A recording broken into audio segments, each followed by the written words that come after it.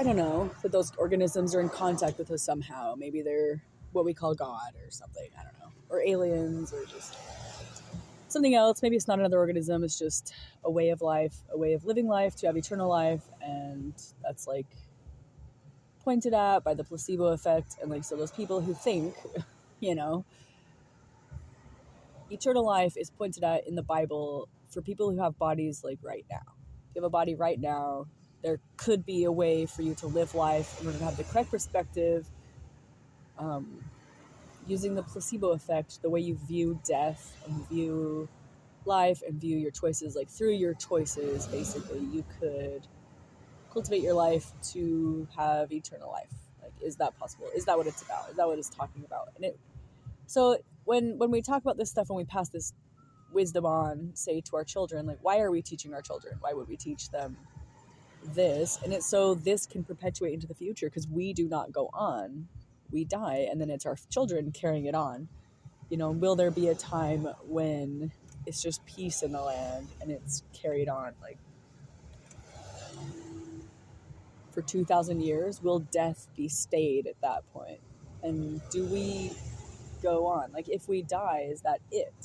Do we go on, though? We talk about being resurrected, you know, the resurrection of the dead. So it's possible.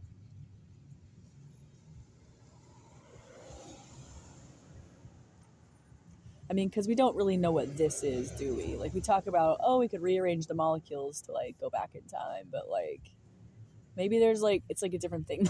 It's, like, this is a description of what the reality is, but there's, like, a reality, like, reality plus, like, a reality we're not quite understanding, you know, that possibly has to do with consciousness.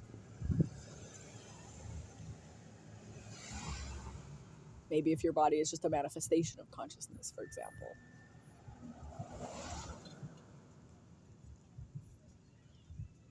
So all these trees, all these branches, but does that point to vegetarianism? Like, should we be vegetarians then? Because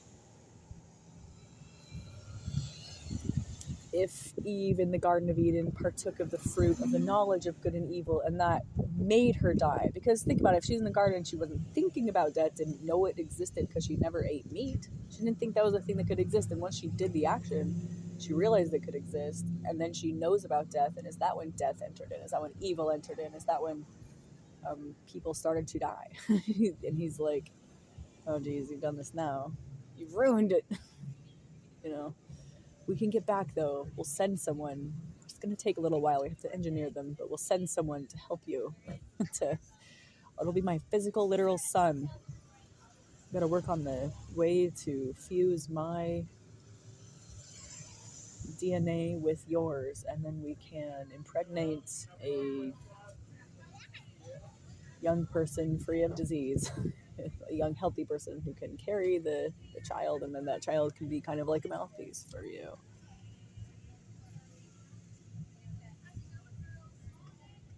So we can tell you, like, how to live better. It's obvious to us. You can come back, you know. You as a species, maybe not you as an individual. Think of that. What if it's just about the children and grandchildren? Is it worth it then? What if you don't save your own soul or your own stuff? What if you do blink out when you die, but, like, at least your children get a better chance at eternal life or, like, prosperity in the land? I don't know. Peaceful living. Because your children and grandchildren, even if you don't have children, but, like, the children and grandchildren of the land, like, they could be doing a better thing, you know, depending on what we act and how we teach them.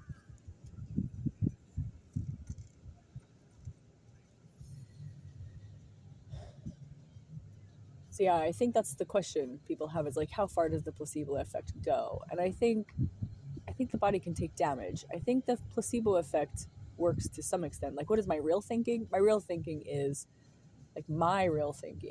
somewhere like a balance. Like, the placebo effect does take effect. I think that it could mean that you maybe don't have to die.